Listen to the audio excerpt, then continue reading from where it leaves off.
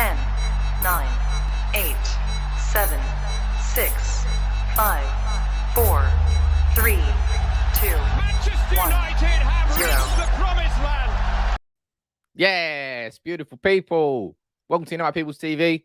I'm Sam. You probably know that. I think you know that. You should know that by now. It's Friday. That sweet Friday feeling.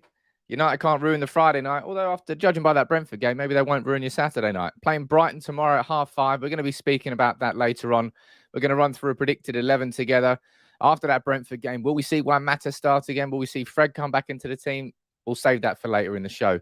The start of this show is all about Sir Jim Ratcliffe. You'll see that you probably would have watched that video I did yesterday on Sir Jim Ratcliffe. Obviously, with his failed bid to buy Chelsea for 4.25 billion, which of course included around about $1 billion that was to do with future investment in terms of redeveloping Stamford Bridge. So it's not technically just the money to buy Chelsea. I'm going to run through that. And I did a video yesterday on the Jim Ratcliffe situation and said, look, Jim, right, if you can't buy Chelsea, you absolutely should be turning your head back towards your boyhood club, the club that you grew up 7 miles away from. And I'm going to run through that. And we're going to have a little bit of debate in the comments here because it seemed there's been a big reaction to that video I did yesterday. And not all of it positive, if I'm being completely honest. So I'm going to run through that as I do always in this interactive live show. We're going to be speaking about transfers as well. We're going to be speaking about, Konrad Laimer, Christopher Nkunku, who are both in action for Leipzig last night. Both been linked to Manchester United.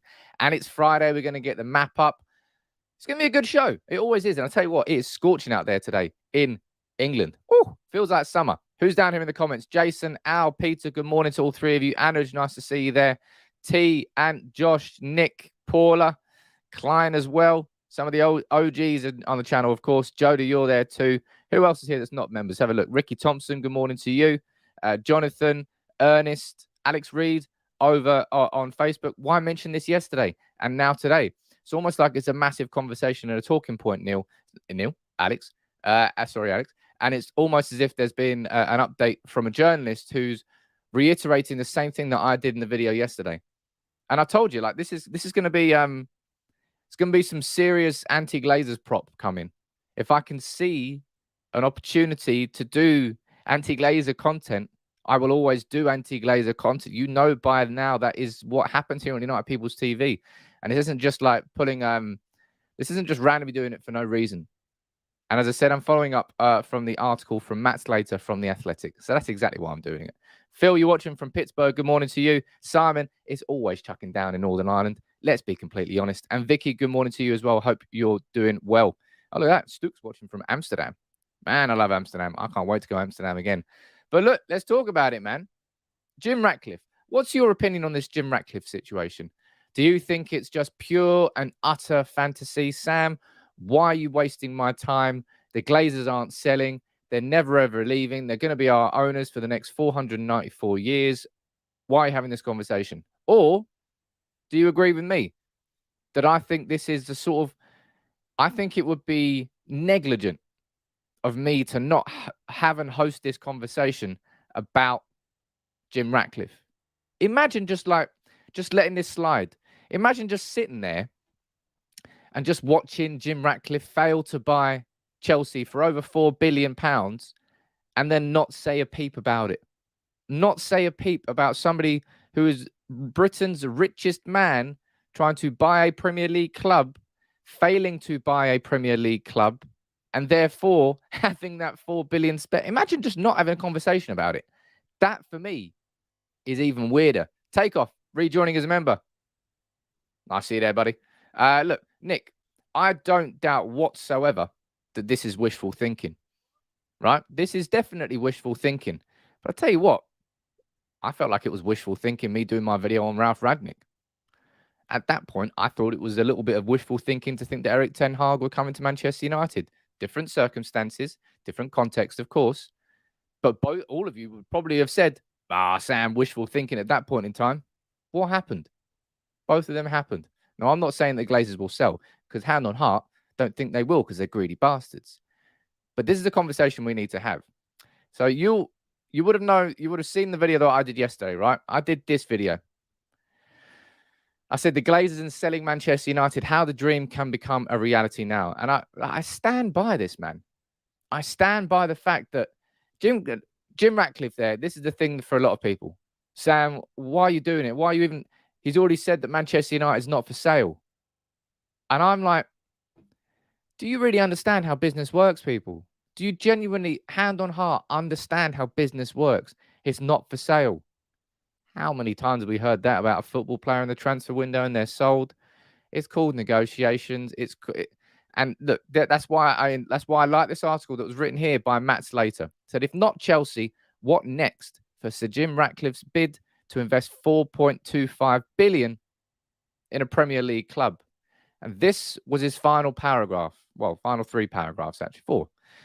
No, there is another British heritage brand which is currently looking a lot like a distressed asset that might not have for sale signs outside, but are partially listed on the New York Stock Exchange. So therefore, they are always for sale. It's a very good point there. And no, I completely understand the share structure. I know that Class A shares are not sold on the open market. You don't have to tell me that. And the Class B shares are sold on the open market. And by relative power, I think it's 10-1, the voting power of A shares to B shares.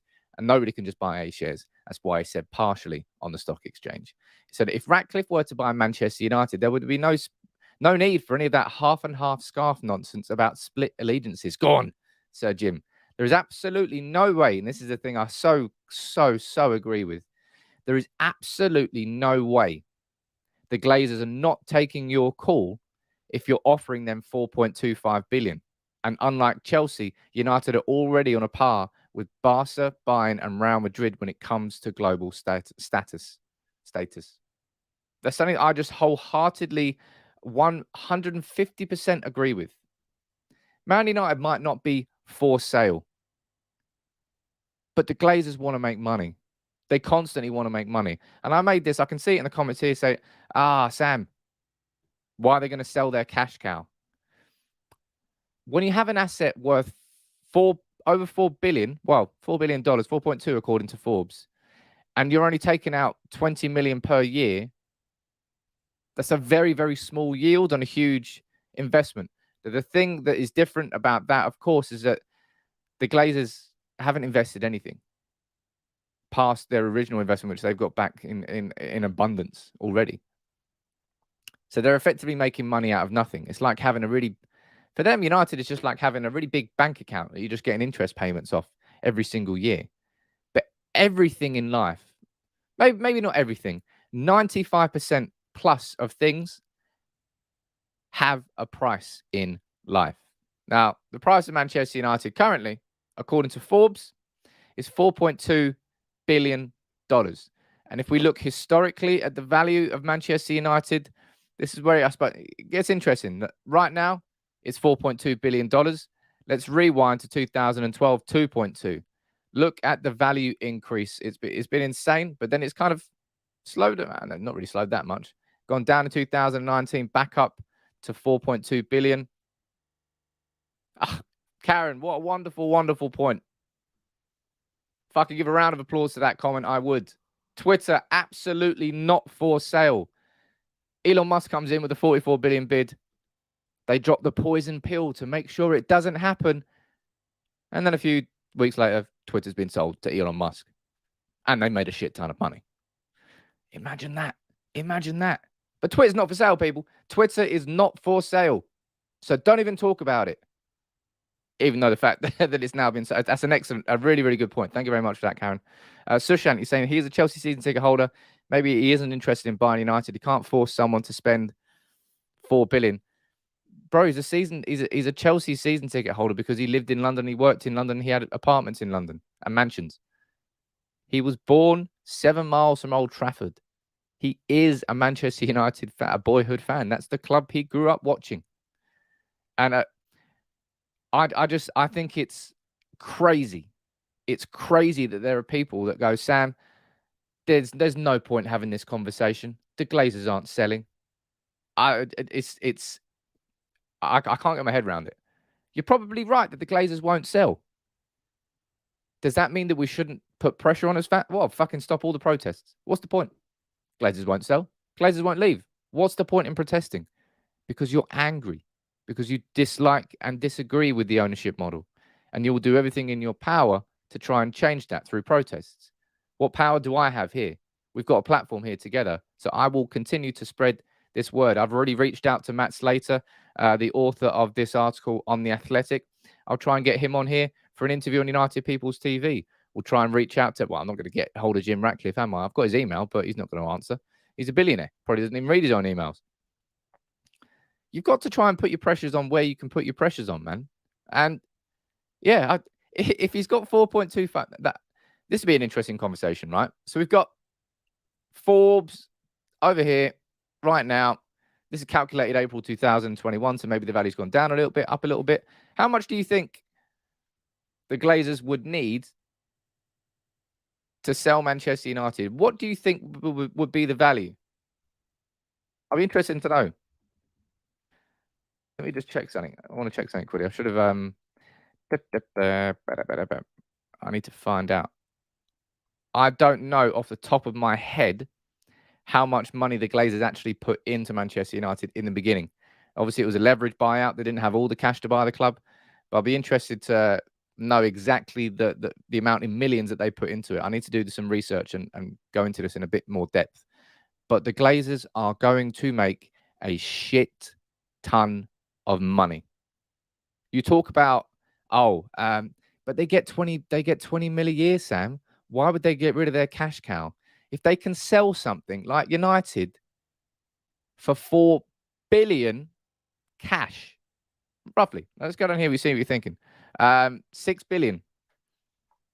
I don't think that much. I mean, I don't know how you can just add 2 billion onto the actual value of an asset.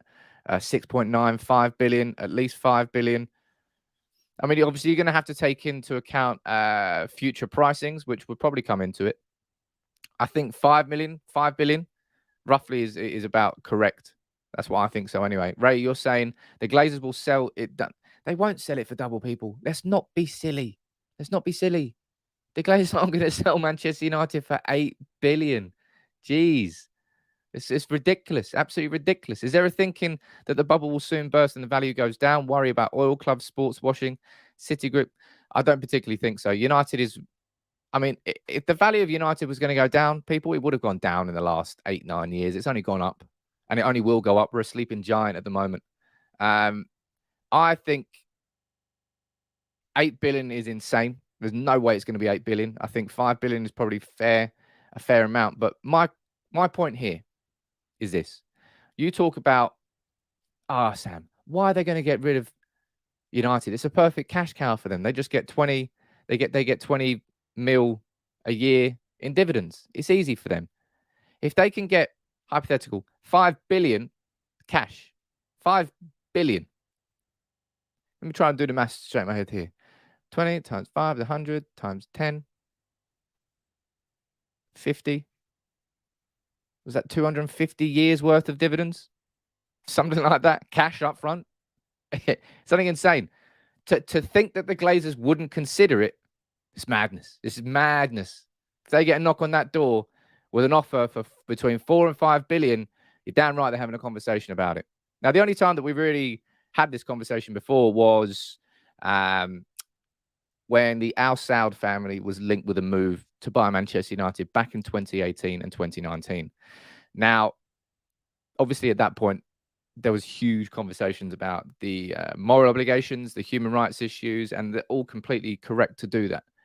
And I was torn between a rock and a hard place at that point, as I'm sure all of you were, because we all hate the Glazers. But let's be completely honest, we didn't want to be another one of those sports washing political power tools for to become a state-owned club. I would have ripped the core. I mean, the core has already been ripped out United, but that would have just destroyed us. It's a bit different here with Jim Ratcliffe. Boyhood United fan. Let me go down here and see what you think. Over 3 billion profit. How much money does somebody? That's what I mean, man. Like, they bought the club on a leverage deal. This is what I mean. I'll do my research and come back with a proper video here because I really want to get the numbers right. I'm not just going to say numbers that are incorrect. I need to find out exactly how much the Glazers put into Manchester United, how much the Glazers have already taken out of Manchester United. I mean, they technically haven't made the money on the interest payments, on the fact that over $1 billion has left the club that's gone to the bank rather than to the Glazers. How much money have they taken out in dividends? Add that to their initial investment, take that away from a $5 billion. They would make billions and billions and billions by selling Manchester United, substantially more than the 20 million per year that they are taking out in dividends. You haven't taken the debt is part. The debt will be part of the valuation in the same way that the debt of Chelsea was part of the valuation. Of course, is that included inside that 4.2 bill? I'm not sure. The current debt is, what is it, 460 million? I think thereabouts. So $500 million. It's really not going to move the needle too much, given the scale of the size of the deal. The club is valued at 3.4, but look, hand on heart, I don't think that Jim Ratcliffe's going to come in and buy Manchester United. But does that mean I'm not going to try and talk about it, push it, and hope and fantasize? No, it doesn't. Because the idea of it's incredible. And I don't think it's outside the realms of possibility. If it was completely illogical, I wouldn't have a conversation about it. I wouldn't have done a video about it. I wouldn't do future videos about it. But it's a fair question. It's a completely fair question. What is next for Jim Ratcliffe? If he always said that he was previously talked about United. He said that United at that point was the dumb money, and that was when he was asked. But even like 2018-19, and as I've proved in the video yesterday, he was completely correct. Look at the money we were wasting. We've spent over $1 billion on transfers, and we've got nothing to show for it because we were a very, very poorly run club. Why would an owner buy a club that's so poorly run? I understand that. Obviously, the Glazers didn't care though, because they were still making money. They weren't investing their own money. That's why the Glazers have never cared about that. If you had a true and proper owner, they would have been up in arms about the fact that $1 billion has been wasted.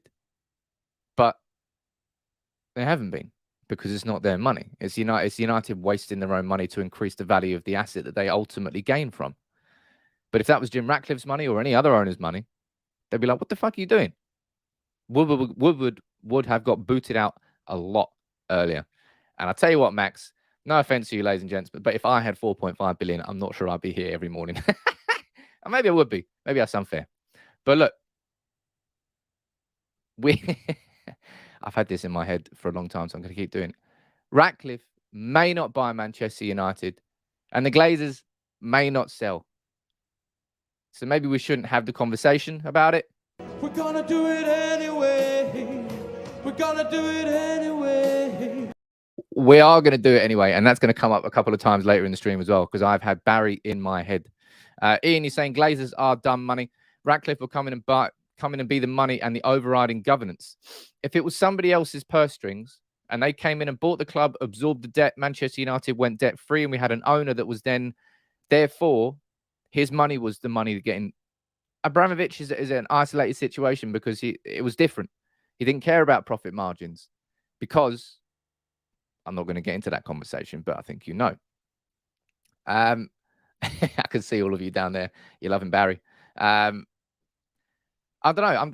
I'm genuinely a bit staggered. I'm a bit staggered that there's quite a few people that think that this isn't worth having a conversation about. Fair enough. It's your opinion. I completely, utterly, wholeheartedly disagree. Because as Avram Glazer showed last year, by taking £100 million out of Manchester United, converting his shares and cashing out, the Glazers aren't fully focused on United.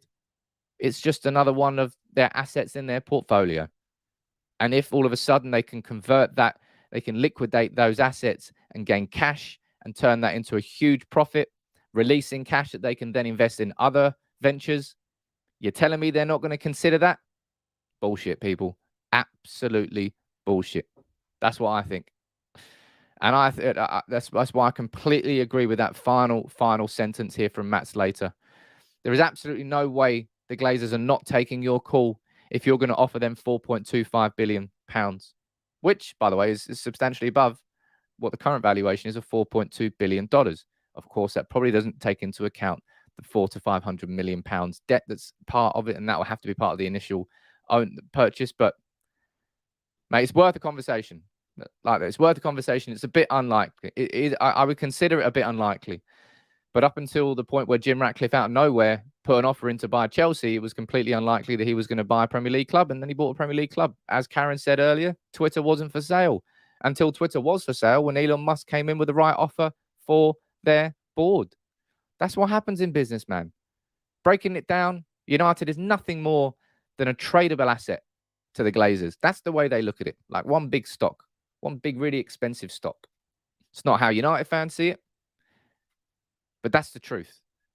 And the truth is that they will sell when the right offer comes in at the right time. And who's to say that isn't right now? We are a sleeping giant. It will take a good few years for us to get back up here.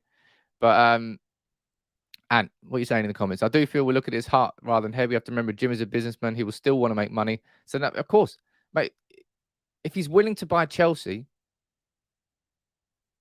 how can you say that Man United would be anywhere? Man United would be a far better investment than Chelsea, in my opinion.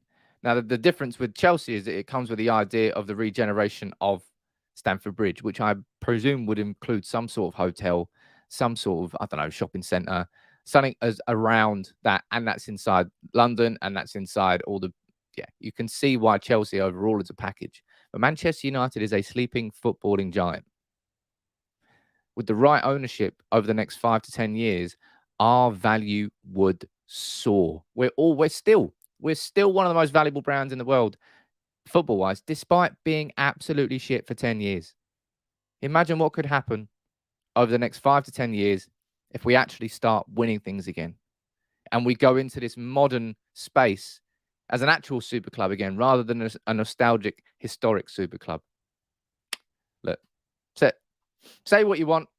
I think it's ridiculous if people are just dismissing this offhand. And I think it's ridiculous if people are suggesting that Jim Ratcliffe shouldn't be interested, both from a business perspective and, in fact, as a United fan perspective, of buying Manchester United. I think it's ridiculous. But look, there you go. That's what I think anyway. You can disagree with me. Some of you do. That's fine.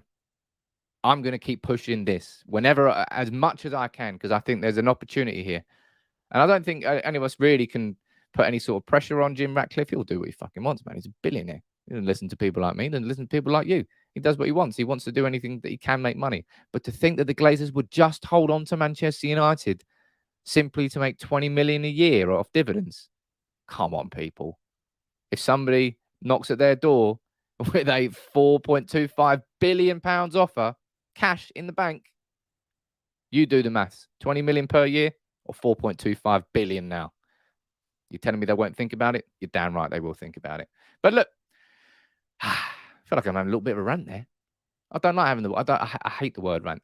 Using the word rant, I've never used it in a YouTube video title. I've never put my face on a thumbnail. And I never will. Because it's not my sort of vibe. Not my flex. But look, I know that we shouldn't continue taking the piss out of Man City for yesterday, but Come on, United! Oh, City! Look at this fantastic stadium. Look at this. Wait. Fantastic stadium, but you will never win the Champions League. You see? seriously, like I apologize. I'm not gonna. I really just. I won't do it. We're gonna do it anyway. We're gonna do it anyway. We're gonna do it anyway. We're gonna do it anyway. Anyway, yes, Barry, we are gonna do it anyway, and I'm gonna talk about Jim Ratcliffe anyway. I've had that song in my head for like 48 hours now. It was a supremely timed meme. Whoever had that one nailed it. But look, slightly more boring than that. But look, that's probably the worst intro ever. Thank you very much to Bet Victor for supporting here United People's TV this week. Every single week we come to you with the Last Man Standing show. And there's a link in the description. So if you would please go over there, and there's a comment that I've left. If you can go over there and like it, because the conversation this week, and that's why I was doing the intro with City, because it's all about Pep Guardiola. It's all about the expectations of the European Cup this year. So have a listen to what Adam McCauley had to say about it, because it's something I do agree with. The board won't be happy. I think that's the fans' perspective. I think the question mentioned the board as well. The board wouldn't be happy. Like, they will want it. I mean, if you remember beforehand when they were kind of gearing up for Pep Guardiola's arrival years before he even got there, like invested in the academy, doing all those things, they've spent that money to win a European Cup. Of course they've spent that to win a European Cup. Legitimately, I think there are people that are arguing, I know, Pep's still great. Pep has been a bum in the Champions League since he left Messi, Xavi and Iniesta and Barcelona. Couldn't do it with Bayern Munich. Can't do it with Man City. And I know United are shit. And we really, really shouldn't be talking about City and their failures. And we're gonna do it anyway. We're gonna do it anyway. We're gonna do it anyway.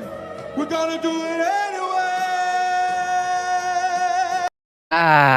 If you can't poke fun at your rivals, it doesn't matter how crap you are, you're not doing football properly. That's what I think so anyway. But look, if you would, there's a link in the description. Go over to the Bet Victor YouTube channel and drop a like on my comment on there. But it's the only thing that can top that is Real Madrid winning it. I'm going to be wearing my Benzema shirt on the 28th of May. I'm sure you will be too. But look, let's move on from City because they are far better than we are right now. And hell no, maybe if Jim Ratcliffe comes in and buys Manchester United, I don't know. Debbie saying play that in a loop. Everybody enjoying a bit of Barry. Klein, you deserve to have it stuck in your head because I've had it stuck in my head. All right, then one more time. We're gonna do it anyway. No, sorry, I won't. I'll stop it. We're gonna do it anyway. Seriously, this is the last time. We're gonna do it anyway. We're gonna do it anyway. I'm sorry. Hey, look, it's Friday, man. It's Friday. Look, everybody, let me know where you're watching from. As always, if you're new to United People's TV, welcome aboard. We're here talking about Jim Ratcliffe. We're here talking about City and how shit they are in the Champions League. Yeah, I suppose we are more shit, but it's fun to watch how their failures, given how much they're spending. Speaking of spending, look at that. Good segue. I like doing my segues. We're going to be speaking about transfers now. We're going to be run through some articles from ESPN. We're going to have a conversation about Konrad Laimer, who was in action for Leipzig last night, like Christopher Nkunku was against Rangers. We're going to be speaking about Ahmad. We're going to be speaking about Wan-Bissaka. Let's do the second part of the show, eh? And look, as Gungshi said, it's Fable map time soon. No, we won't do it just yet, but everybody, you know the drill by now. Like Alex watching from Long Island, New York. You let me know where you're watching from, both the town and the country, and I'll add 2 or 3 of you on to the map. Paula, I'm not going to get Baby Shark back because when Baby Shark gets in your head, Baby Shark does not leave your head. Peter, you're asking, why is Jim using Fred as an example, Sam? That was back in 2018-19 when he was pointing towards 50 million, being a dumb money on Fred. And Fred's improved since then. At that time, you probably look at it and go, it's a lot for Fred. So you can understand it. We've got Diallo watching from Poland and Yangon. Look, Burma. Wicked. Myanmar. Sam, it's funny and it's not funny. I mean, I just think it's just straight up funny. Big up to Barry. By the way, I kind of feel sorry for Barry. Barry's not his name. I think it's like Sean Williamson, something like that. But nobody knows him as Sean. He's literally known as Barry. People bump into him in the street. Barry. Poor bloke. But look, this is the article from ESPN about transfers, about Erik ten Hag. It said, Ten Hag will be presented with a list of targets that the club have been working on ahead of his arrival. And the incoming manager will have power of veto. Ten Hag is combining his present role at Ajax, as well as laying the groundwork for when he officially moves to United, but has asked the Premier League club for space while he looks to seal his 3rd successive title. And there's one name here that we're getting linked with. Let's be honest, I haven't really heard much about him. Hugo Ekitike? I don't know. Has he played for, is it Nice? Reims? No, it was Reims. Stade Reims. French, young striker, presumably French, being linked with us. I'm going to have to do my research before we have a conversation about him. And that's something that, I mean, when you look at the players that United are getting linked with this summer, they're the sorts of players where you're going to have to do research. You're going to have to speak to the right people because they're not the names who are top of the list. And I like that. That's the smart moves that United have got to make this summer. Tina watching from Auckland, New Zealand. How you doing, Tina? And I see there's a member. Ian is saying, Jim is motivational and made Fred better already. What could he do as an owner? Absolutely. Look, what was it? I was going to move on from him. I got a bit confused there. That was the second point in the article. So we're going to move on to have a little conversation here about Konrad Laimer next and Christopher Nkunku, because they both played for Leipzig last night. Rangers went through to Europa League final. Did anybody watch that game last night? Now, Ibrox. Fair play to Rangers, man. 9 years after they won the 3rd Division Scottish League title, after being demoted the whole way down there following the administration and the tax bill and their demotion. 9 years later, they're in the Europa League final. I like a good rebirth story. It's a fair play to them. Enjoy it. And then it was a great, great night. But look, something else that came out of that article from ESPN. It's a really weird talking point, I think. And it's this. It's Rob Dawson saying that Ralph Rangnick was not impressed with Hannibal's cameo versus Liverpool. He was reprimanded by Rangnick for a reckless and erratic performance and punished him with a return to the under-23s team. Now, you'll see what I've written on Twitter here, and I want to know your opinion on that. Because that was such a humiliating game against Liverpool at Anfield, that to see Hannibal come on and do what he did, yes, he was over-exuberant, yes, he was immature, yes, he was reckless, but fuck me. After the humiliation that we had just been got, after 9-0 on aggregate against Liverpool, it was good to see a United player actually putting a leg in, actually putting himself about. And Gary Neville said that during the commentary, apologised for it after, saying that maybe he was a bit emotional and got caught up into it. But the idea that he would be reprimanded for it, as what I've said there, depends on your definition of physicality, I suppose. But Ralph Rangnick has been bemoaning this squad all season long for how crap they are physically, their lack of physicality. Now, maybe that doesn't mean lunging into tackles, putting yourself about, but for me, it fucking does. Because if you do that, teams know that they can't play a certain way against you. And I find it odd, the idea that Ralph Rangnick would have reprimanded him, a teenager, in that context, in that environment at Anfield for those few minutes, and just demoted him to the under-23s because of it. It doesn't really make sense to me. That's what I said there. It said something doesn't match up. It kind of goes against everything that Ralph Rangnick has been speaking honestly and openly about. Doesn't really matter. Look, maybe Ralph will be asked about this during his pre-match press conference ahead of Brighton today. And if he does, then we'll find out. But for me, it just doesn't really match up. I imagine it's probably more about that. Yeah, giving advice. Yes, you say, look, because that's exactly what it is. Somebody was talking about it. Say, look, I think it was Bal actually on the episode 2 of the podcast this week. He was like, I understand Hannibal coming in was decent, but what happened if he got a red card there at Liverpool? Would that have set him back a few months in his big opportunity? And I think he's probably right, because there is a delicate balance that has to happen between over exuberance and using it as a positive to it turning into a negative where you just get caught out for it. But what can you expect from a teenager when you're 4-0 down at Anfield in the last 5 minutes? He knew he was going to play like that. He absolutely knew he was going to play like that when he put him on. I personally think that's a bit odd. I think that's a bit odd. Maybe it's the truth. But given how open and honest Ralph has been in being pissed off about how United's lack of physicality has hurt them, for him to then reprimand a teenager in that context and just drop him back to the under-23s, it's weird. Of course, he has played for the under-23s. He hasn't been in the matchday squad. Has that been because we haven't had space on the bench? Or has that been because Ralph Rangnick has simply gone, no, you can't do that. I'm gonna ban you. Weird. It's very, very odd. It's like, I don't know. Maybe Ralph was speaking to Hannibal before he came on against Liverpool. He's like, calm yourself down. Don't lunge into any tackles. Try and keep it calm. Just keep your head. Don't go in there and get crazy. And then Hannibal turned around and said, we're gonna do it anyway. We're gonna do it anyway. We're gonna do it anyway. We're gonna do it anyway. That's my favorite thing in the world. That really is my favorite thing in the world. I'm going to keep that on here. That is going to be a regular on United People's TV now. So that's never going to leave your head. And yes, you're welcome for it. But look, a bit of a teaser there as to what's coming next. Let's find out. I reckon that Ralph will probably be asked about it during his pre-match press conference today ahead of Brighton. So let's see what goes on. But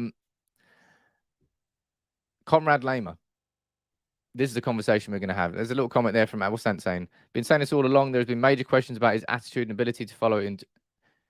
He's a kid. He is a kid. Yes, he's got that rough side to his game, but that should never be used as, oh, maybe he's not going to make it. Or maybe it can be, but I don't think so at all. I don't care who it was. That could have been Alvaro Fernandez that came on there. That could have been Garnacho that came on there. They all would have done exactly what Hannibal did there. Because United were 4-0 fucking down at Anfield. We were getting humiliated. Humiliated. And I would have been more pissed off if a teenager didn't come on and do that. Put himself about. Just accepted the humiliation. Don't pass me the ball. I'll just run away. Hannibal showed up. Tried to put a foot in. And you're going to try and use that as a slight against him? Fair enough. That's for you. It's not for me. But look, Konrad Laimer is a midfielder that we've been linked with for sure.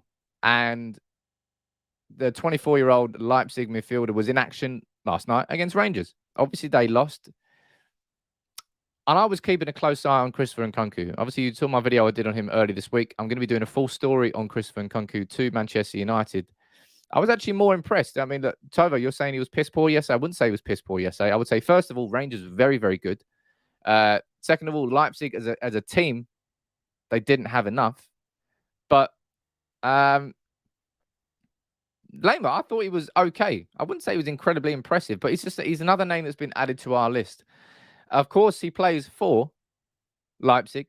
If you take a look positionally, he's played 138 times in his career as a centre midfielder, 41 as a DM. He is a central midfielder. And of course, where did he play? He's Austrian. Wonder who's going to be Austrian manager soon that might be able to. I don't know. There's some sort of, I can't remember his name. There's some sort of link to Matt. I don't know. Maybe it'll come to me later. But Konrad Laimer, if you take a look at what sort of midfielder he is, he's got some decent stats. The stats aren't everything, but when it comes to a system like Leipzig, I think it's quite good to have a comparison like that. Top 1 percentile for pressures. Top 1%. He's very, look at that. If you look at the players that he's like, that name will probably put a smile on everybody's face. Jude Bellingham, similar player to Konrad Laimer. He's not really a central midfielder that's going to be a massive ball winner. If we go down here, you could say that's wrong. Pressures and tackles, blocks, decent as well. He's very much an all-round midfielder, more towards the attacking sense than he is towards defensive. But Konrad Laimer, I wouldn't dismiss that. I think that name's going to come up a couple of more times. But what did you think about Christopher Nkunku yesterday? I haven't got a picture of him, so I can't pull it up. But let me know what you think about him in the comments. I thought yesterday, Rangers were on it, man. They deserved to be in the final for sure. Both of those early goals controlled the game. Obviously, Leipzig got one back, and it was nervy times, and it was a wonderful finish by Nkunku. It was a little cross that was swung in from the left, and it was a first-time open foot, right foot volley from Nkunku. Great timing, great finish, really top-level finishing from him. And they were back in the game, but then it was John Lundstrom came up with a goal, 3-1. Rangers, they're through. Ibrox was bouncing. I thought that Mickey, it's a bit unfair to say that he was he's silent. I don't think he was silent, but I don't think he was as impressive as he was against Atalanta, for example. I think everybody can fairly say that, right? But it was a great goal. And given that Leipzig now, they're not going to get into the Champions League by winning the Europa League. They're currently outside the top 4 in the Bundesliga after a couple of back-to-back defeats, I believe. Tell you what, it looks like Nkunku's leaving. Now, reports this morning saying that Leipzig are not going to accept anything less than 100 million. I don't think they're in a hugely powerful negotiating position, given their position in the Bundesliga, and they're talking about reinvesting and going forward. I don't think he's going for 100 mil. I think they want to sell him for 100 mil. I don't think he'll be sold for 100 mil. Asan is saying, hey, Sam, when are you doing a call-in again? Asan, something I'm working on at the moment is We've got a WhatsApp group here. We've got loads of places that we have conversations together for the members and subscribers. I'm working on building a new community platform where everybody comes in together. I don't know whether I'm going to go ahead with it yet, but I'm in initial talks to try and get it set up. And if I can do that, then I'll be able to do a lot more members-only content inside that platform just for you guys and for subscribers too. Don't worry about that. But that's something I really, really want to do. Nick saying 70 to 80 is way too much. I think 70 is probably fair. That's what I think. So anyway, Stuart saying I was at Ibrox last night. It was amazing and the best atmosphere I've ever been involved in. Respect to Rangers. Funnily enough, good mate of mine, Stuart, was also at the game last night. And I'll tell you who else was at the game last night. Amad Diallo. The others take us for a ride, but God allows to play in the Europa League final. I love you, Rangers. Amad having the time of his life, considering he's only played like 200 minutes. But look, you talk about loan spells that maybe he won't come back from there with a huge amount of football experience directly that has improved Amad as a player. But being involved in this run, the winning mentality, hopefully I can go out to win it. I mean, fingers crossed. It'd be a great final between them and Eintracht Frankfurt. I think this loan spell hopefully will have rounded him as a psychologically matured him, if you know what I mean. Being involved in that, the day-to-day, I don't think he would have learned too much. As I said, he's played hardly any football at all, especially considering he scored on his debut. That was a real shame. That was a real shame. But look, I'm excited for Rangers. I'm excited for Amad, and I really, really hope they win it. Let me go down here in the comments and see what you're saying. How can I join the WhatsApp, says Asan. Asan, if you look on the YouTube community tab, if you go onto the channel, then click community, look down there, there'll be a link for every single member. I'd implore every single member to come on there now. Yeah, it'd be good. I'd like you all in there. Warren, you're saying just investing in the channel. Oh, thank you very much, buddy. How many subs away from the 250K? I don't actually know. Let me have a look.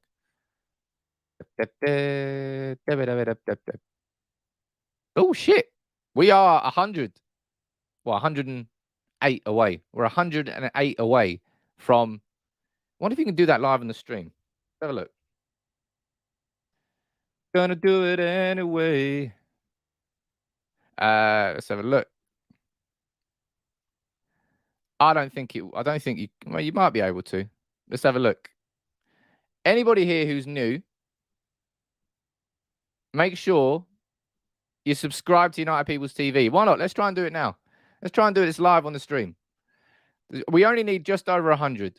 I'll keep an eye on the actual number here because you can't see the figures that you see there. Well, it's obviously not 249.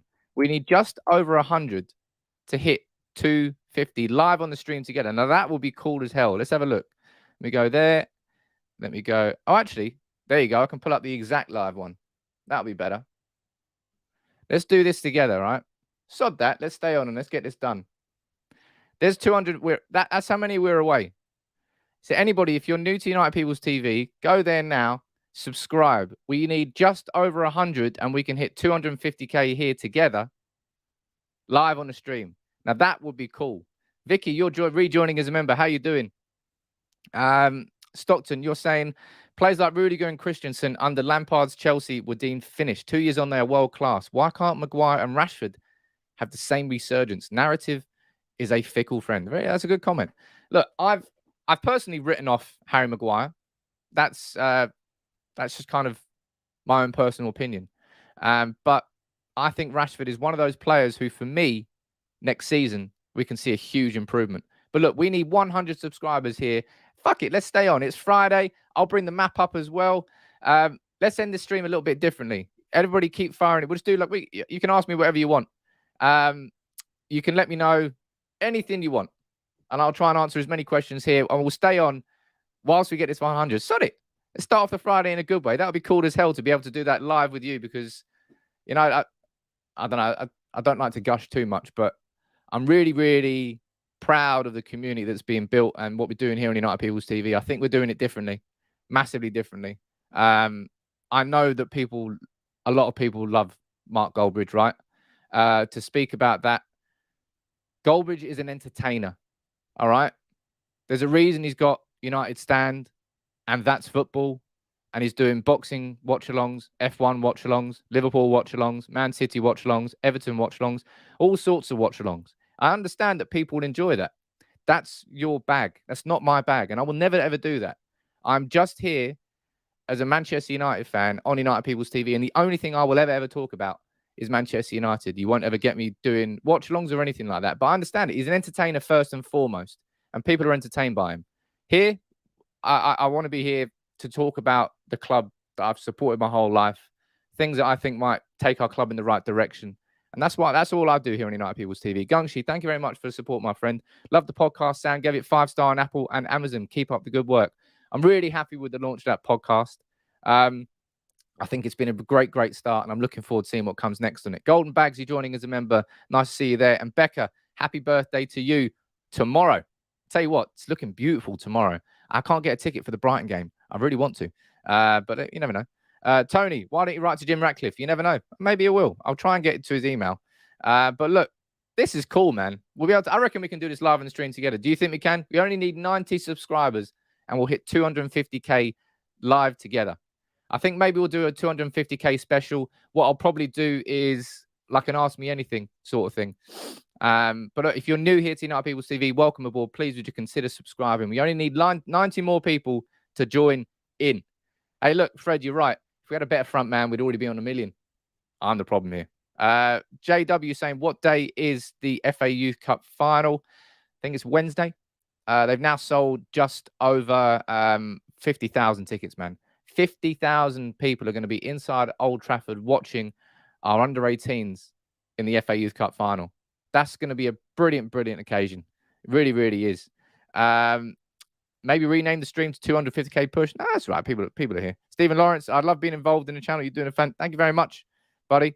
Carl, you left a 5-star review on Apple. My man. Everybody, if you haven't already listened to the podcast, link is down there. You can use a QR code just in the corner to subscribe to it. I'm giving away one of these this week. It's worth 50 quid.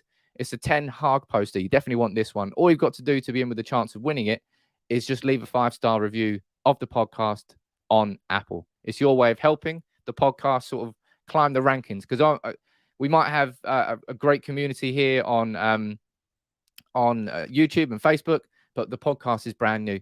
And in that sense, you're starting from zero again. So that's why I need all of your support and help to keep making it happen. Let me go and answer a few questions down here. Ross, you're saying, have you ever thought of streaming on Twitch as well? I have thought of it. I think I've set one up. I'm just a bit busy. So there's a few things that I really want to do in sort of taking the channel forward. I want to upgrade the whole streaming setup. This is good, but I can definitely do better than this. But I'm working on that in the background. And Twitch, yes and no. I mean, I love playing games, but I'm not sure. As I said, it's about what you want to do. And for me, what we do every single day is great. I love doing the live streams in the morning, the more informed videos that go out during the afternoon, and then as and when further live streams. I think it's a good balance that we've got here on United People's TV. Vicky, even on a poor time for United, this channel is so positive. It's great. Good for you, Sam. Thank you very much, Vicky, and lovely to have you here. Shane, you can just go on the Manchester United website, and remember that all proceeds are going to the Manchester United Foundation as well. £1 a ticket. £1. £1 a ticket. Unbelievable. We only need 80 more subscribers. Who thinks we can do it? I reckon we can. Tino, it might not be the most original name, but it's the United People's Podcast, as you can see down there. If you just type that into Amazon, Apple, or Spotify, we're on Google now as well. You can follow it. Should do gaming streams. Yeah, I could do gaming streams. I wonder what game I'd play. If I did gaming streams, let me know what game you'd like me to play. Would you go for Spencer from Forest? Oh, sorry, that was Nick. Sam saying, would you go for Spencer from Forest as a right back or Dumfries? Spencer looks pretty decent, I'll be honest. But if we're looking at Spencer, why wouldn't we look at Ethan Laird? It's kind of a conversation you should really be having. Nick saying, thanks for the top quality content and hard work. Let's get 250k. Drop a like. What is a 250k special going to be, Sam? I don't know. You let me know what I should do as the 250k special. Don't let me know in the comments here because I won't be able to read them.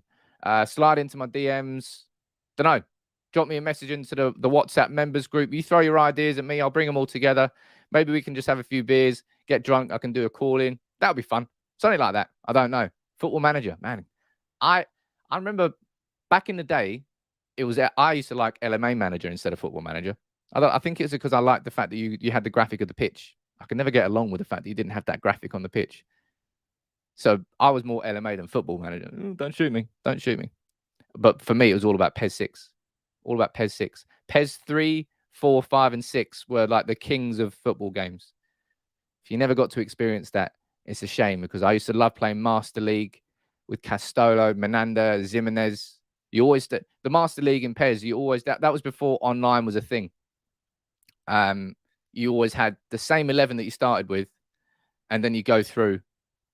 My God, absolutely amazing. GoldenEye, big up GoldenEye, big up M64. I bought a Switch because I love GoldenEye, and N64 was a game changer. Ocarina of Time, probably still my favorite game ever. Breath of the Wild, by the way, if you haven't played Breath of the Wild, that is fantastic. PES 6, Adriano, 99 shot power, International Superstar Soccer, ISS 64, where they didn't have the licenses for the names. Amazing. We need 74 people here subscribing on United People's TV on YouTube, and we can make 250k live together. That would be cool. We only need 73 more. So look, if you are new here, welcome to United People's TV. We're going to try and hit 250k together. Maybe we can do it. I can't. Everybody tweet out about it, because I can't do it. I'm bad at multitasking. I'm not bad at multitasking. I just can't be asked to do that. But look, I'll tell you what, we'll quickly do. Ladies and gents, you let me know where you're watching from. I'll get a few of you added on to the map. Fancy a game of Mario Kart on stream. I was killer at Mario Kart on the N64. Less good on the Switch, but I'm still big up.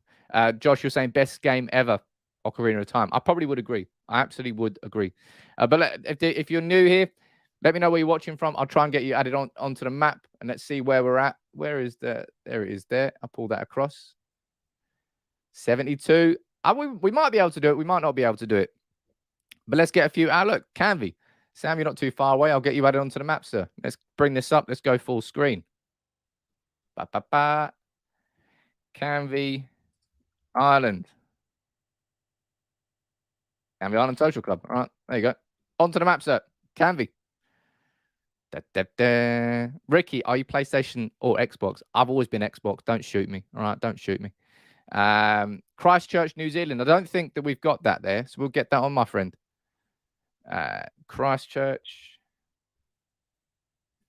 I'd love to go to New Zealand. I really want to do more traveling, man. It's crazy what's happened in the world the last few years. Nobody's been able to travel. Nobody's been able to do anything. I disagree with this, by the way. Little fun fact, people. Ask me anything. I used to play Call of Duty professionally when I was 17, 18 time. Back in Call of Duty 2 days and Call of Duty 4 days. I was one of the OGs. Yeah, used to play professionally. Fun fact. But my parents didn't like games at that point, because that was before esports was a thing. So my parents were like, what are you wasting your time? What are you wasting your time for, Sam? So then I stopped playing. You got that wrong, Mum. You got that wrong, Dad. Could have been one of those kids earning millions playing games. Well, technically would have been an adult, but you know what I mean. There's another one here. Oh, look, wow. Ryan, you can come on to the map, my friend. Kingdao? I'm sorry, I can't pronounce that. But you can go on the map, sir. I'm not sure we've got too many from China, actually. Welcome aboard. And let's get one more onto the map. That Fight Night champion. I used to love Fight Night. That was great. Let's see where we're at on the subscribers. Are we going to reach it? 28. We need 69. Dinner for two. Everybody, keep firing in your questions. I'll stay on. I'll stay on. I'll answer any questions you want to fire in. So that we'll do a little Ask Me Anything to get the last 69 subscribers. It's a bit different, but it's Friday and it's wicked to it. I'd like to be able to do this live on the stream with you, because this community has yeah, man, I love this community. And some people say, and I'm sure they do love it, but genuinely, I've got a lot of time for everybody inside this community. A lot of people that have been here for a long time, the OGs, and it just keeps getting bigger and better. Michael, what are you saying, sir? Currently 4:20 here in the States, Lafayette, LA. Man, I went to Vegas. I didn't go to LA. I'd love to go to LA. I'm watching this stream. Dedication. Keep up the good work, brother. Thank you very much for that, Michael. Lovely to have you joining. Best drunk story. Well, quite a funny one was always sticks in my head when I was out on my stag do in Amsterdam. If you've ever seen the episode of Only Fools and Horses when Del Boyd goes to lean against the bar, he does that. The bar's open, he goes straight through the bar. I think it was on the first night. We went to a club and they wouldn't let me in because I was too drunk. I was like, what do you mean I'm too drunk? It's bullshit. So I stepped back and then I leant, in Amsterdam, it's bike city. So there was a whole host of bikes. I went for a little lean on the first bike and the bike fell over and I fell over with it and I knocked over like 40 bikes. Obviously I was too drunk to get in. I couldn't really say anything after that point, but that's a good memory. I've definitely done a lot worse than that though. Yogi saying I've missed a super chat. Sorry, mate. Let me see if I can scroll up and read that. Oh God, there's so many comments coming in. No wonder I missed it. Jeez, how long ago did you send it? My God, I'm scrolling forever here. Oh my God, I can't see it actually. I've just scrolled for a long, long time and I still can't see it. Sorry, mate. Apologies. But look, 66. We're nearly there yet. Domino effect. Yeah, it was bad. Somewhere has that CCTV footage. I'm not going to tell you what place it was because you might go looking for it. Yeah, it was effectively like that. Do you remember that episode of... Do you remember who sent you the first super chat? What was his name? Victorim. Maybe. I think it was Victorim. Ian, you got served badly. But there were people on that when I was in Amsterdam that were in like full gimp suit, leather full gimp suit with just a little zip for the mouth. I got quite lucky. I mean, lucky. I had to wear like an 8-year-old's pajama set, Liverpool pajama set, tiny little hot pants and a really fucking tight t-shirt. It could have been worse. It definitely could have been. It could have been better. I'll be honest. It could have been better. It definitely could have been worse. 67 people. Let everybody know. Share it around. Let's do this on the stream together. 66. We're going to get there. We are definitely going to get there. Ian saying, good morning, Sam. McLaren or not? I think I've answered this before, but it's a good question.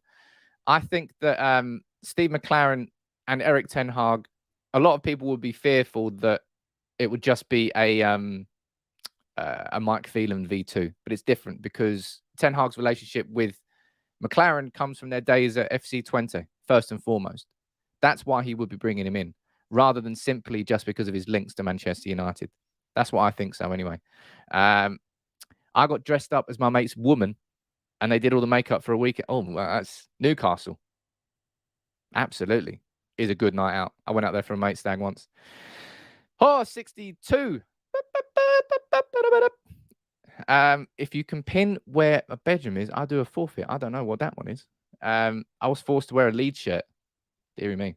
I thought what happened in Amsterdam stays in Amsterdam. Absolutely does. But I think that one's that was a fairly mild story. Just knocking over some bikes, just being innocent. The rest, you don't need to know. And you never will know. But everybody keep firing in your questions. As I said, it's a bit different here. Just 60 subscribers away from 250k. And it'll be a privilege to be able to do that live on stream with you. Every time I see Steve McLaren, I think of an umbrella. Every time I see Steve McLaren, I think of his terrible Dutch accent that he did when he just joined there. My God. Jedi Knight saying the furthest away subscriber. I don't have access to that sort of data, my friend. YouTube just keeps it all to itself. So I wouldn't actually know. But if we're going to look at the map here and we're saying, right, who's the furthest away on here? We've got to go down there, right? Who's this? Got somebody from Makatao in Fiji. I've definitely pronounced that completely wrong. But someone the whole way down there in Fiji. Look at that. How cool is that? You zoom out and zoom out and zoom out and zoom out and zoom out, and everybody around the world watching United People's TV. I'd love to be able to turn this into like an interactive map that goes on the wall. Blowman, interesting.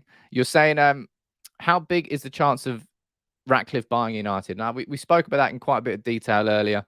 It might well be fantasy. It might well just be me holding on to the idea that it might not happen. You're probably right. But I don't think people can dismiss it. I don't think you can dismiss it, man. I really, really don't. Steve McLaren in clogs. That's a horrible little... Woo! It's a horrible little... Buzzy. The amount of drunk British lads I met in Benidorm was insane. Thought it was a black country in Birmingham. There's certain places you go in Spain, it's effectively a hot England. Absolutely a hot England. Steve McLaren's Austin Powers Dutch act. Oh, that's your keeper. Big up Gold member. Which is your favourite Austin Powers, by the way? Spy Shagme, International Man of Mystery, or Gold Member? You let me know in the comments. I think the Spy Shagme. I love the Spy Shagme. That's the second one. They're all great, but the second one for me is probably my favourite. I've just asked myself a question and answered it. Go me. And Nick, you're saying I've no clue. I've got a soft spot for Steve McLaren. It's a good point. Takeoff. Thank you very much for reminding me about that. I apologise, ladies and gents. I had this all set up and then we got distracted. Let's quickly do this together. We'll keep the subscribe count here going in the background. We only need 59 more here, people. So if you're new here to United People's TV, please consider dropping a like on the video. This will be the 250k special, and we're 58 short. I think we can hit 58 before the end of the stream, and we can hit 250,000 here together. And what a milestone that will be to go together. But look, we've got a game tomorrow. This is the starting 11 that started in the 3-0 win against Brentford. What changes would you make? You let me know in the comments, right? Do you think Juan Mata will start again? Probably unlikely. Do you think that Fred will come back into the starting 11? Probably likely. What about Varane and Lindelof? Will they stay as the two centre-backs? So you let me know what you think about that in the comments, and we'll run through that team together. Because I think there will be some changes. Mickey, that's a really good question. Can you do that off the top of your head? Favourite match of all time? I don't think you can do that off the top of your head. Favourite away day that I can remember? I don't know. It always sticks in my, I suppose because I was talking about it recently. The 3-2 win over Crystal Palace, where I think we were 2-0 down, and Matic came up with that banger from outside the box. Absolute banger from outside the box. Peter, you're saying go with the same 11 against Brighton. I'm not sure. I don't think he'll do that. I'm not sure, though. Vat saying bring in Hannibal. And so is Buzzy. Bring in Hannibal. He'll play Jones for the shop window. Hey, look, with Phil Jones, this season basically couldn't have gone any better for United when it comes to Phil Jones. I told you, all we needed was Phil Jones to go through his entire season without getting injured. Still a couple of games left. Maybe not. But also for him to actually put in some, and then he was very good against Wolves. He's putting some decent performances. He's now perfectly in a position where we can actually sell him. Tony is saying, why don't we get United People's TV subscribers to sign a petition to Ratcliffe to buy United? Perhaps someone can hold up a sign. I personally don't think that anything like that will ever make a difference, Tony. When it comes to signs, when it comes to petitions like that, I would disagree that that's the right way to go about things. Not fair to play Hannibal or Garnacho as the FA Youth Cup is next Wednesday. Hannibal, I don't think he's played inside that team. Garnacho has, because obviously it's under 18s. Garnacho will play for sure. McNeil will play, and I don't think Garnacho probably won't be involved in this match day squad. I think he'll probably go back towards Hannibal. Let me see down here. Let's go down and see what else you think in terms of very diverse United, very diverse channel. United Amsterdam and the Spy Shagme. Very, very diverse indeed. Lots of you are going down here saying, hey, you let me know where what your favourite games were, and I'll read a few of them out. Jones is better than Maguire. Jones would fall through a shot window and make a face. He would. He loves making face. Routing for a Ronaldo hat-trick to flood down all the Ronaldo. Ronaldo's not the problem. He's never been the problem. He's a tactical issue that we've never been able to get our head around. He's not the problem. In terms of changes I think we'll probably see this for sure. I think we'll see this. I think we'll see Bruno coming in for Mata in that position. And I think down here, we'll see Rashford come back in. That's why I imagine the 11 will be against Brighton. So that's 3 changes from the team that faced Brentford. Fred coming in to midfield instead of Matic. Bruno going into his typical position in number 10 over Mata. And Rashford coming out on the left-hand side. I imagine they're the changes we'll probably see. Josh, you're saying 08 against Barca is your favourite. Sat in the Strettian for that. Wow. What a game. That was 0-0 away, wasn't it? 0-0 away, second leg, tense as hell. And Scholes comes up with that banger. The thing I always remember about that, it's a bit of a weird memory, but I remember the net looking beautiful. You know, sometimes when you play a game of footy and the net just looks amazing when the ball hits it. Like, if you remember the old school Southampton nets that were just like really thin and crap. You didn't get that sort of same feeling when the ball hit the net. When Scholes hit that net, like the ripples on it, it just looked amazing. Looked incredible. Oh, great game. Most matches are 99. I mean, we had so many. We had Barca. Do we have Bayern in the group stage as well? Was it Barca and who was in our group? Fuck, can't remember that. It's a good pub quiz question. How many are we away? Let's have a look. Let's see if we can get there. I've actually got one less. Or one more. Maybe not. Maybe we won't be able to hit it live on the stream together. Maybe it's just a little bit too much. But we'll try, eh? Oh, look, there you go. It's flying up a little bit. We need 54 more subscribers. If you got a mate that's a United fan that's not subscribed to United People's TV, bring him in. You let me know. Worst United manager, Sam? David Moyes. That's a really easy question. David Moyes was an absolute abomination of a manager. And you can, you see Phil Neville this week. He was like, well, David Moyes has proven that Manchester United made a mistake by not giving Moyes more time. I'm like, really? Jesus, Phil. That is a really bad take. That is a really horrendous take. David Moyes was Fergie's attempt to replace Fergie immediately, and it just didn't work. It did not work. It was a bad call, really bad call. Ultimately, probably one of the worst calls he's made as Manchester United manager. But there's no one else who comes anywhere near David Moyes. You can talk about the shit football of Van Gaal. You can talk about how bad Mourinho was overall for the club. All good. That's your own opinion. But no one comes anywhere near David Moyes. Old Nets at United were the best when the ball doesn't ping back out. One of the best ever. 1984 United against that was Brian Robson's not defining moment, but one of his biggest moments. That team there. That's kind of like a pub quiz question. Not all United fans would know that Maradona played at Old Trafford and lost 3-0. Go down here. And as always, keep firing in your questions, people. If you've got anything, this is an Ask Me Anything for the last 15, 20 minutes. Hopefully a little bit less than that. I only need 46 subscribers.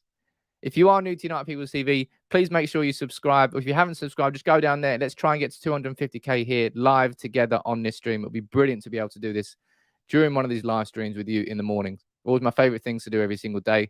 And I'm glad we do it. And I've also turned up bang on time every single time. You might think I'm late, but I always wait 2 minutes. I always wait 2-3 minutes every single day.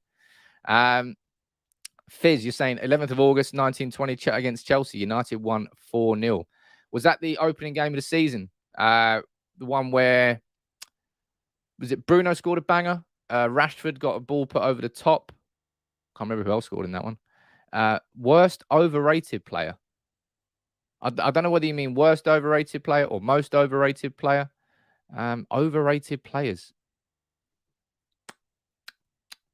I don't know off the top of my head. A sort of thing I've struggled to think about off the top of my head. Ronit is saying, what's the current situation with Paul Mitchell? Samuel Luckhurst today saying that there should be an update next week on United's search for a deputy director. By the end of May, I think United's structure will be sorted, completely sorted. But at this moment in time, it's all going a bit quiet on the Western Front. Can we drive Maguire back to Leicester and get a refund? I don't think the receipts still work. I don't think Falcao was overrated. I think Falcao was a calculated gamble. Had it worked out, would have been lauded for it. It didn't work out. He was injured as fuck, and he never played. Berbatov. I loved Berbatov, man. Oh, the king of the first touch. I remember being there. I think it was against Birmingham or Blackburn at Old Trafford. I think he scored like 4 or 5. It was like 7 or 8-0. I was there for that one. Best United manager post Fergie. I personally think Solskjaer. Now that might cause some debate, some conversations, but I think Solskjaer. You can talk about the achievement of Mourinho finishing second. You can talk about the achievement of Mourinho winning the Europa League. It's a toss-up between Mourinho and Solskjaer. And I think it comes down to your opinion of what you consider important. But it definitely wasn't Van Gaal. It definitely wasn't David Moyes. There are simply only 2 choices. And for me, it's Ole. But I understand if you're going to put Mourinho there, given that he did win 2 trophies. He didn't win 3 fucking trophies, people. He won 2 trophies. The fact that even Matic came. Was it Matic who came out and said 3 trophies as well? That was Zlatan. If you watched, Zlatan did an interview with ESPN this week. And he was like, yeah, I won 3 trophies there that season. He's absolutely bought into that. Ole did finish second. I know that Ole finished second. It's such a shame, man, that our asses fell out for that Europa League final. Everything, I think, would have been so different this year had we won that Europa League final. That was the beginning of the end for Solskjaer. Now that we can look back and you had the ability and of hindsight, that was where it all went wrong, really. I'm not sure why you're asking that question again, my friend, considering I've just answered it. Overrated player, geez. Bebe? That was just a ridiculous... That wasn't even a gamble. I don't know what that was, a stab in the dark. Bebe is probably definitely the worst signing. Massimo Taibbi. I remember Taibbi playing with tracksuit bottoms with his socks tucked in. That's what I remember about Massimo Taibbi. Jeez. Aston Villa game was my favourite, says Warren. With the Van Persie volley, absolutely. Berber had the pace of a left-footed Maguire for the finishing of Casanova. Oh, sounds like a romantic song here. Just 40 subs away here. Come on, people. Let's do it here live together. We've got to do it quickly because I've got an interview in 17 minutes. There's a video coming later today, little teaser. I'm going to be interviewing the author of, what's it called? Ajax Reinvented, I think it is. Somebody who's written a fantastic recent book about what happened at Ajax over the last 10 to 12 years and how important Ten Hag has been to that rebuild at Ajax. So I'm going to try and get some insight from him in terms of the legacy that he'll be leaving behind at Ajax, and what Manchester United fans can expect. Absolutely. Best Old Trafford atmosphere from an away team. Do you remember... Who was it? Was it St Etienne? I think it might have been St Etienne. And they were fucking incredible. Incredible. There's certain supporters of certain teams, from certain countries that just travel extremely well. I remember the St Etienne game that I went to. That was when we played St Etienne in the Europa League and we won 1-0 away from home. And then we played a few days later in the League Cup final against Southampton and we won it. That was under Mourinho. I remember being I went to both games. I went to the away end in St Etienne. And I remember all of the fucking St Etienne, because we were right on the edge of the home fans, and they were all doing the Munich. They were all putting their arms out. It could definitely have got nasty, but the police sort of intervened. Absolutely horrendous place, St Etienne. No offense to anybody who lives in St Etienne. Proper industrial city. Like, what is it, like 45 minutes an hour outside of Lyon? Ugh. Not going there again. Not going there again. Overrated Kleberson. Kleberson. Gemma. What? I don't want to say Gemma was overrated.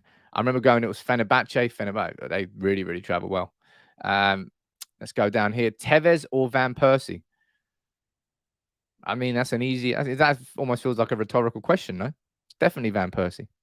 We need 38 now. 38. We're less than 40. 38 subscribers, people. Let's do this live in the stream together. Hit the subscribe button now. It will be such a pleasure to be able to do this. I'm going to start... I have been waffling for a while because this isn't a normal sort of stream that I do. But it's also not a normal sort of day when you hit 250,000 subscribers. So it'd be great if we could do this together on the stream. I don't know if we're going to be able to, because maybe there's just not enough people watching that haven't already subscribed because they're getting a bit bored with the conversation. I apologize about that. Alexander Butner. Geez, that just goes through that period where United just signed a load of really naff players. That like 3-4 year period, our turnover was incredible. Absolutely incredible. Now that's a really hard question. Let me know in the comments, right? You type it in there. Who would you choose, Ronaldo or Rooney? My immediate instinct would be to say Ronaldo, and then I'd sort of step back a little bit, and I'd be like, it's Rooney. I think I've said it to you quite a lot of times here on United People's TV. I sort of apologized to Wayne Rooney and said that maybe I was a little bit harsh. I was a little bit harsh on Rooney because I fell out with him over what happened with Fergie and the contract situation with City. But Rooney was incredible. Rooney really was incredible. That's kind of a really, really hard choice, I think. So anyway, really hard choice. But I mean, not for Salim. Salim says Rooney all day. Ronaldo is the best player that I've had the privilege of watching in a Manchester United shirt. And it's not even really close. But in terms of what he did at Manchester United, in terms of how long he stayed at Manchester United, in terms of the legacy he left behind at Manchester United, I don't know whether Rooney will be replicated. I don't know whether there will be another Rooney that can do what Rooney did at United for such a long time.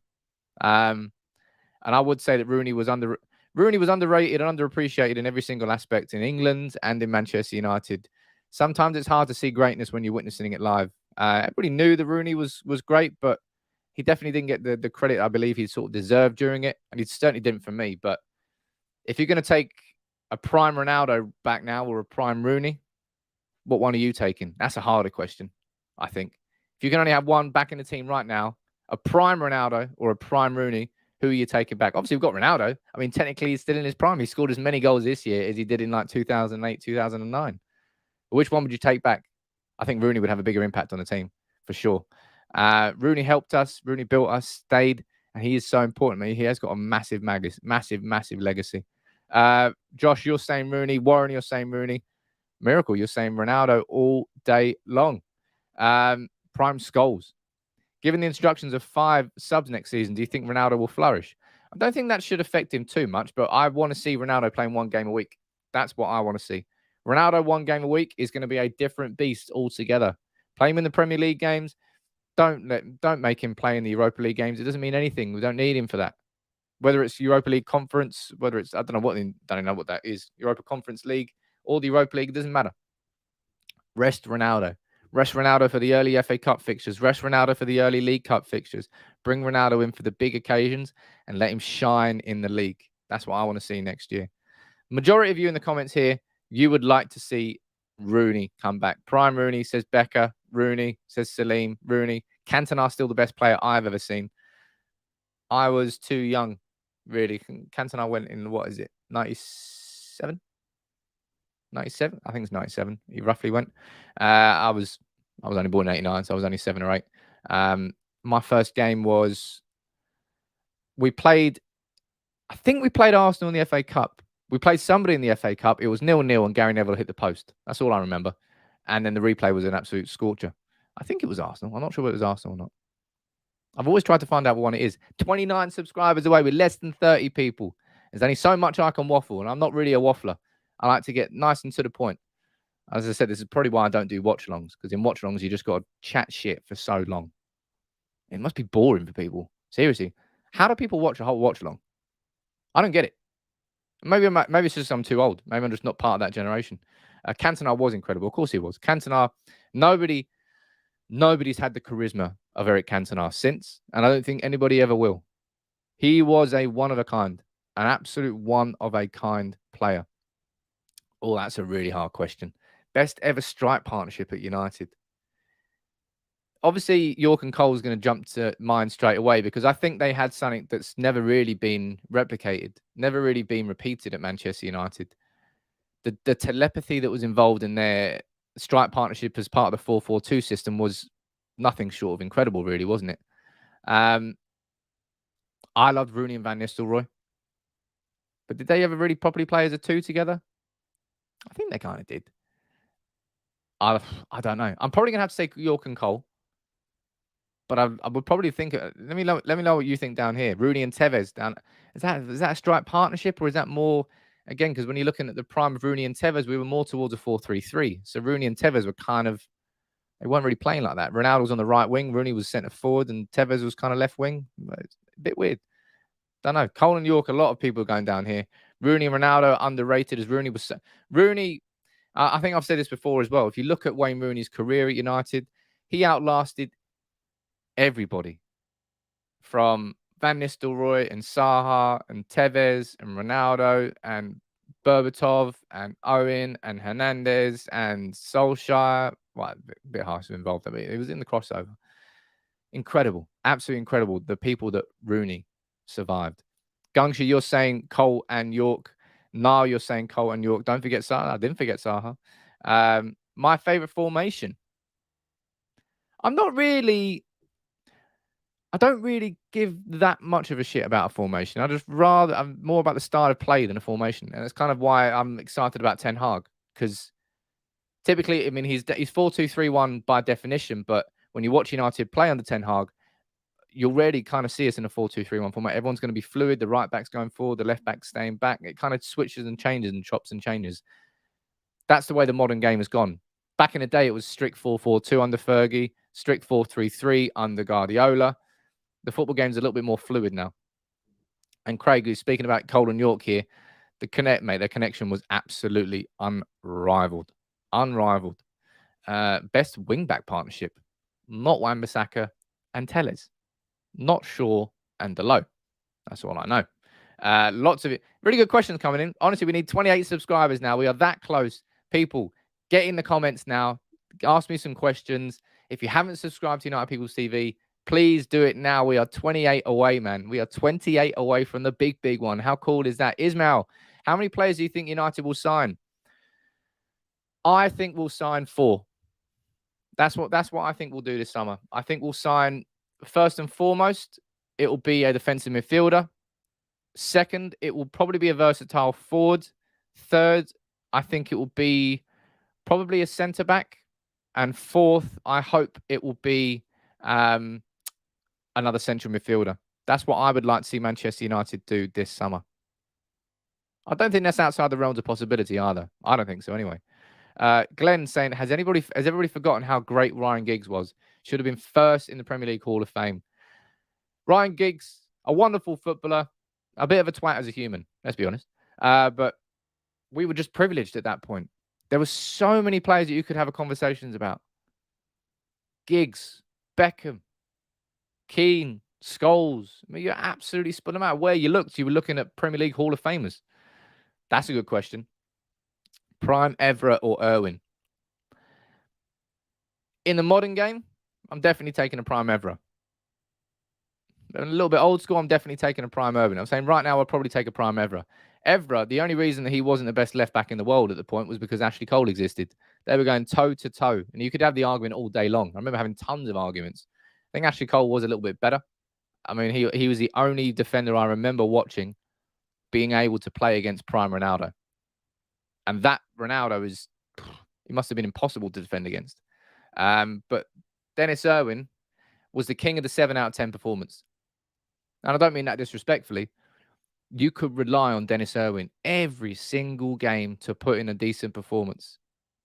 Every single game. One of the most consistent defenders you'll ever see at United. If we're looking at things that United need right now, it's, geez, we need consistency. Also very good with the penalty.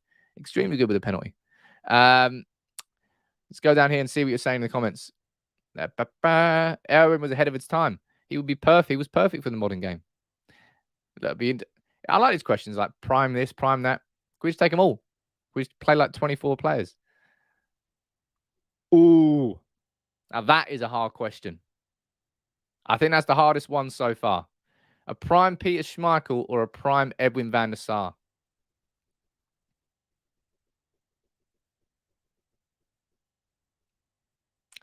I think I've got to say Schmeichel. Even though he was a dick and what happened after City, I'm taking the just purely from a footballing perspective. Schmeichel, man. He was, again, we'll probably never have a goalkeeper like him. Probably won't even have a goalkeeper like Edwin van der Sar, but Van der Sar was more of an assured confidence that you had in the keeper behind you to do his job, do it properly. I'm not saying he didn't have that assurance with Schmeichel, but Schmeichel had that little bit of crazy in him, which you need to have as a goalkeeper. You remember his frog splash save? He was to come out and just make his body as big as possible. He made that iconic. Yeah, Schmeichel, man. I think I'll take Schmeichel. But both of them are right answers. That's the one thing I would say. We are 22 people away. Interview's supposed to be in 4 minutes. I think I might have to delay my interview a little bit. 23 now. Somebody didn't like the comment I've just said there. We are 24 now. I really am pissing people off. We are only just over 20 away. So please, look, get your mates involved. Drop it to United friends. We need 20 more people to join in and we can hit that 250k here live on stream together. And it's a brilliant way to go into the, I don't know. I'm so excited about what's coming up next for United, man. We've been in the pits. I really am pissing people off. They are unsubscribing. We've been in the pits for a long time as a football club, man. A long time. And I know it's like take your medicine after all the success that we've had. Yeah, sure. But I want to see United coming back to that top table again. And with Erik ten Hag there, with the changes we're making behind the scenes, I've got more confidence now than I've ever had that United are heading in the right direction. It's going to still be a long road ahead of us, but I think we're now heading down the right train track. We're heading in the right path. compared to where we've been heading for a long, long time. Jedi Knight saying Big Peter was the best keeper I have ever seen. Schmeichel never merely made a mistake. It was the boy. Still the purest number 9 I've ever seen in my life is Ruud. There's a reason why Ruud was on my wall for a long, long time, and not just because he was Dutch.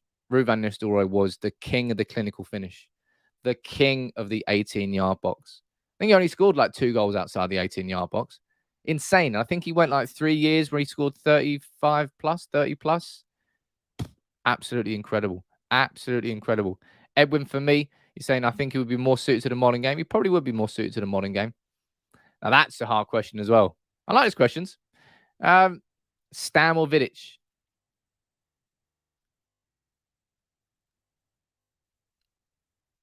I think I'll take Jaap Stam. Don't shoot me. Don't shoot me. There's technically no wrong answer to all of these. But Jaap Stam, when it still hurts me that Jaap Stam left when he left. He legit, I think he went to Lazio. I think he was still one. I think he probably was the best centre-back in the world at that point. Jaap Stam was effectively Terminator. It's the only way I can describe him. Vidic was incredible in his own right. Absolutely incredible. But Jaap Stam was just, I don't know. That's a really, really hard question. There's so many hard questions here. Vidic alongside Rio is probably I would argue, the best centre-back partnership. The way they blended with each other, yin and yang, aggression with intelligence and composure. It was a perfect balance. Jaap Stam was just on his own. Jaap Stam was the boy. Jaap Stam was the boy. My God. On his own, Jaap Stam. Maybe in a partnership, Vidic was perfect alongside Rio, but I think I'd take Jaap Stam. But again, there's no wrong answer here. There's no wrong answer. Paulie saying, I'd like Jaap Stam to come back to coach our defenders. Jeez, I absolutely would love that as well. Stephen, how you doing, buddy? You can't subscribe because you've already subscribed, but we are 16 subscribers away. We've done something a little bit different. You've all convinced me into staying on the stream here. So we're nearly an hour and a half in. We're nearly the half an hour, 40 minutes longer than normal because we're trying to hit 250k subs here live on the stream. We're only 16 away now. It's been a slow grind, but we're getting there. We're absolutely getting there. Prime Neville or Raphael? It's a very easy one there. I love Raphael, but Gary Neville, you're talking about underrated players. Gary Neville, you can definitely throw into that underrated category. Gary Neville was a very, very good right back for Manchester United. The partnership that he had with David Beckham for a good few years, Beckham taught him how to cross. Neville had a good whip on him. He really did have a decent cross on him. Yeah, I think he was massively underrated. Park or Anderson? Again, no offense to Anderson, but that's an easy one. That's an easy one. I don't know why I went Scouts there. 10 subscribers. Now I'm starting to get excited, people. We are getting there. Woo! Park was absolutely, what a boy. We've never had a player like Park since Park, really. We never really had a player like Park before we had Park. It was called Park 3 Lung for a reason. The relentless work rate. I remember, I think it was it Milan where we played, where he just like man marked Pirlo out of the game. He was the king of the man mark. So was Darren Fletcher. Well, he was the understudy to it. But Ji-sung Park, he was the king. But look, man, we are 4 subscribers here. Yeah, Sam is saying, shouldn't you be on an interview? Yes. I hope the guys are not going to be too pissed off because the interview is going to be a little bit late because I still have to prepare a little bit of it. But we've gone half an hour late here on this stream together. But look, we're 4 subscribers away, and I'm sure we will hit this together. Wayne, boy, it's been a great journey, man. It really has. It's only the start of it. As I said, United have been crap for a long, long time. First year I had my season ticket was David Moyes. And it's been a bit of a rough ride since then, isn't it? But with this community, it's been building, it's been getting there, and we're on the verge of hitting 250, 250,000. That's absolutely mad, that is. Absolutely mad. But I can't wait to see what comes in the next few years. Here on United People's TV, there's going to be one person that's the big, lucky 250th. And we're going to have to do, I'm going to be doing a nice giveaway. I don't know what it is yet. I haven't figured it out. And we're also going to do a 250k subscriber special at some point. I'll get it all sorted, but we are 1 away. So thank you very much, every single one of you here. All 250,000 of you. Look at that. Let's go. I don't know. Just change some lights. What am I supposed to do? I don't know what I'm supposed to do, but thank you very much, everybody. Look at that, man. I'm like a kid on Christmas. Josh, exactly like that. I feel privileged to have been able to do this with you. I can't wait to see what comes next. It's good, man. When you work hard at something and it pays off, it's a wonderful feeling. And I'm really proud of everything that's been done here on United People's TV. I'm proud that you're all part of the community. I'm proud about what's coming up next. I like to think that the content I put out is something you can be proud of watching. I'm going to waffle. Of course, it's a big, look at my cheeks. My cheeks are all red and puffy because I've been smiling so much. But thank you, everybody. Thank you, Ricky, for joining as a member. Thank you, every single member that exists. Thank you, every single subscriber and everybody on Facebook too. Thank you all for joining in today. Man, look at that, man. What a dub. Absolutely a dub for every single one here. United People's People, thank you very much, everybody, for all your congratulations that are flying in from everywhere. Thank you very much, Anuj. Thank you very much, Jordan. Scott, look at that, man. It's cool to be able to do this live on a stream with you. That really is wicked, man. I never in a million years I think we're going to get to 250k. But hey, there are millions and millions of United fans around the world. And I think the community that we're building here is brilliant. I can't wait to bring some more stuff to you. I'm going to be doing this interview. I hope the guys aren't going to be too pissed off. Woo-hoo! He might be a little bit too pissed off. But that was cool, actually. It's the first time I've really done a Q&A. I want to do another Q&A like that. Maybe we'll do that as the 250k subscriber special, where we have a few beers, get drunk, and do a Q&A together. But look, thank you, every single one of you, from the bottom of my heart.